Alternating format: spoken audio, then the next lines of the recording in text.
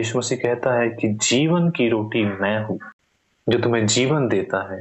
जो मुझे ग्रहण करता है उसमें मेरा जीवन आ जाता है। जैसे मैं युगानुयुग जीवित हूँ, वैसे ही वे भी जीवित रहेंगे जो मुझे ग्रहण करेंगे। और वो आगे कहता है, यह वह रोटी है जो स्वर्ग से उतरती है।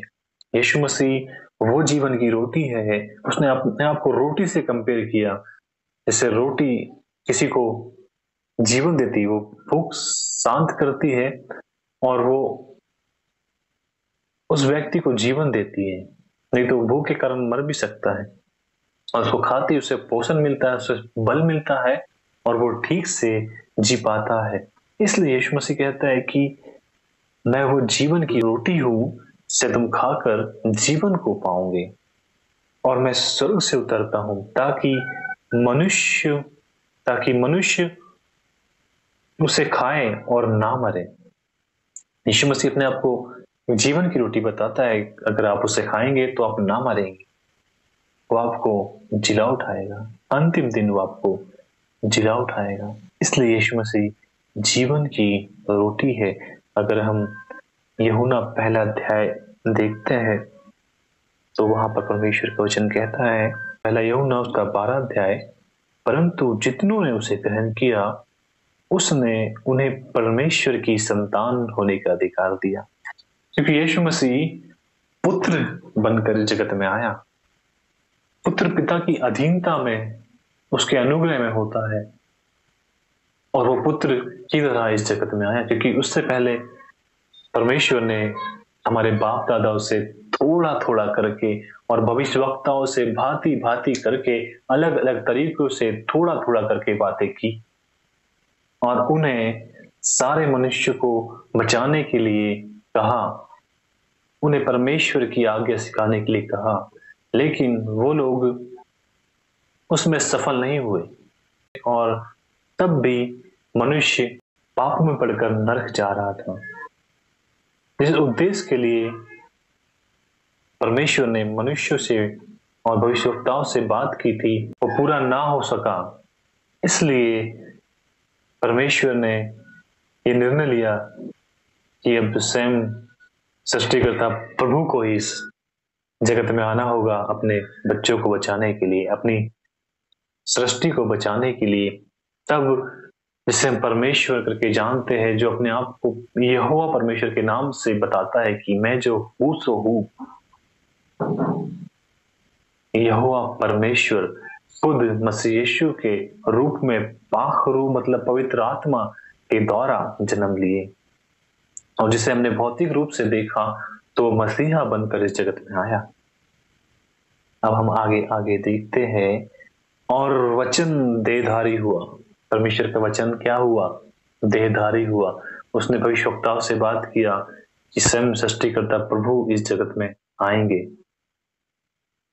और सारी मानव जाति के पाप का बोझ अपने ऊपर ले लेंगे, ताकि मनुष्य उद्धार को पा सके। इसलिए वचन क्या हुआ? देहधारी हुआ। वचन ने जब देह को धारण किया तो वो यीशु मसीह हुआ, और अनुग्रह और सच्चाई से परिपूर्ण होकर, और यीशु मसीह अनुग्रह और सच्चाई से परिपूर्ण होकर हमारे बीच में डेरा किया। और यीशु मसीह ने हमारे बीच में डेरा किया। वो सच्चाई से और अनुग्रह से परिपूर्ण था, और हमने उसकी ऐसी महिमा देखी जैसे पिता के एक लौते की महिमा। और हमने यीशु मसीह की ऐसी महिमा देखी जैसे पिता के एक लौते की महिमा। और हम देखते हैं, वे ना तो लहू से, ना शरीर की इच्छा से, ना मनुष्य की इच्छा से, परंतु परमेश्वर से उत्पन्न हुआ। वो कैसे उत्पन्न हुआ? परमेश्वर से। परमेश्वर से उत्पन्न हुआ, परमेश्वर के आत्मा से वो उत्पन्न हुआ। इसलिए वो कहता है कि परमेश्वर पवित्र है, इसलिए पवित्र बनो। इसलिए यीशु मसीह ने इस जगत में शादी नहीं की। वो एक पवित्र जीवन जिया, वो निष्कलंक जीवन जिया, समर्पित जीवन जिया। क्योंकि वो मनुष्य नहीं जो शादी करके ग्रस्त जीवन का आनंद ले, लेकिन मसीहा पवित्र है, उसने शादी नहीं की, वो पवित्र ही बना रहा। और परमेश्वर को किसी ने कभी नहीं देखा। परमेश्वर को किसी ने कभी नहीं देखा। और मैं आपको बताऊं कि परमेश्वर को कोई देख भी नहीं सकता, क्योंकि वो तेजोमय है, उसमें बहुत तेज है, वो एक रोशनी है, एक ज्योति है, तेजोमय है, जिसे हम नहीं देख सकते। जैसे मैं आपको बताऊं, हम इस पृथ्वी से सूरज को देखते हैं, और सूरज एक आग का गोला है, उसमें आग जलती है, और हम उसे नहीं देख सकते। अगर आप उसे थोड़ी देर भी देखोगे ना खुली आंखों से, तो आपकी आंखें अंधी हो जाएगी, आप उसको नहीं देख सकते। आप जब भी उसकी ओर नजर भी करते तो आपकी आंखों में पानी आ जाता है, आप उसको नहीं देख सकते। अगर आप देखने की कोशिश करोगे तो सचमुच आप अंधे हो जाएंगे, क्योंकि उसमें रोशनी है, और वो आपकी आंखों में इफेक्ट करेगी, और उसकी आग आपकी आंखों में आएगी, और आपकी आंखों की रोशनी चले जाएगी। तो इसे बनाने वाला परमेश्वर इससे कई गुना तेजोमय है, और स्वर्ग में उसी का तेज होता है, उसी से स्वर्ग उज्जवल होता है। और परमेश्वर को कभी किसी ने नहीं देखा, परंतु एक लौता पुत्र जो पिता की गोद में है, उसी ने उसे प्रकट किया। किसने पिता को प्रकट किया? किसने परमेश्वर को प्रकट किया? यीशु मसीह ने। और कहा कि परमेश्वर प्रेम है, परमेश्वर प्रेम है। देखो, जब यीशु मसीह एक ऐसा व्यक्ति है जो सबसे अधिक परमेश्वर को जानता है, इतना तो कोई भविष्यवक्ता और परमेश्वर के दास दासी नहीं जानते परमेश्वर को जितना प्रभु यीशु मसीह जानता। और जितना यीशु मसीह ने परमेश्वर को प्रकट किया, स्वर्ग को प्रकट किया, नरक को प्रकट किया, उतना किसी ने प्रकट नहीं किया। इसका मतलब कि यीशु मसीह सबसे अधिक जानता है, और वो कहता है कि मैं स्वर्ग से उतरा और जीवन की रोटी मैं हूं। और वो अपने आप को परमेश्वर भी बताता है कि जिसने मुझे देखा उसने परमेश्वर को देखा, क्योंकि मैं और पिता एक है, हम अलग नहीं है। पिता मुझ में और मैं पिता में हूँ। कहता कि हम दोनों एक है। जिसने मुझे देखा, जिसने मुझ पर विश्वास किया, उसने पिता पर विश्वास किया। परमेश्वर कभी अपने अधिकार किसी को नहीं देता, लेकिन यीशु मसीह और परमेश्वर एक है, इसलिए वो सारे अधिकार यीशु मसीह के पास थे, यीशु मसीह के पास है। और यीशु मसीह प्रभु है। और मैं आपको बताऊं कि यीशु मसीह ही परमेश्वर है।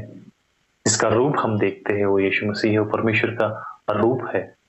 इसलिए वो कहता है कि मैं और पिता एक है, मैं और पिता एक है, हम अलग नहीं। इसलिए वचन कहता है कि एक ही परमेश्वर है। लेकिन परमेश्वर ने अपने प्रेम को मसीह के रूप में आपको दिखाया। इसके पहले वो परमेश्वर से डरते थे, परमेश्वर का भय रखते थे, भय खाते थे। उन्हें लगता था कि परमेश्वर तो दंड देने वाला परमेश्वर है, परमेश्वर तो तहस नहस करने वाला परमेश्वर है, परमेश्वर सब कुछ कर सकता है। तो एक परमेश्वर की जो छवि थी वो एक भय के रूप में थी। लेकिन मसीहा ने उसे प्रकट किया सही तरीके से और कहा कि परमेश्वर प्रेम है, परमेश्वर प्रेम है, दयालु है, क्षमा करने वाला है। परमेश्वर की ओर फिरो तो तुम्हें क्षमा करेगा। और ये पैगाम मसीहा ने आपके और मेरे बीच में लेकर आया। और इसकी चर्चा भविष्यवक्ताओं ने की कि यीशु मसीह के द्वारा उद्धार है। इसकी चर्चा यीशु मसीह के आने से पहले भविष्यवक्ताओं ने की, उसके दास और दासी को ये प्रकट हुआ, उसके लोगों को ये प्रकट हुआ। इसलिए जब सामरी स्त्री से यीशु मसीह मिलता है, तो जब उसे परमेश्वर की आराधना करना सिखाता है, परमेश्वर के बारे में बताता है, तो वो कहती है मसीह जब इस जगत में आएगा तो हमें सब सिखा देगा। मसीह आने वाला है और वो हमें आएगा तो हमें सब कुछ सिखा देगा। तो ये बात को जानती थी कि मसीहा हमारे बीच में आएगा परमेश्वर की ओर से, और वो हमें सिखाएगा कि पिता की आराधना कैसे करते हैं। तो यीशु मसीह उससे कहते हैं कि मैं जो तुझसे बोल रहा हूँ वही हूँ। तब जाके वो स्त्री सारे नगर में यीशु मसीह का प्रचार करती, उसके सुसमाचार को सुनाती है।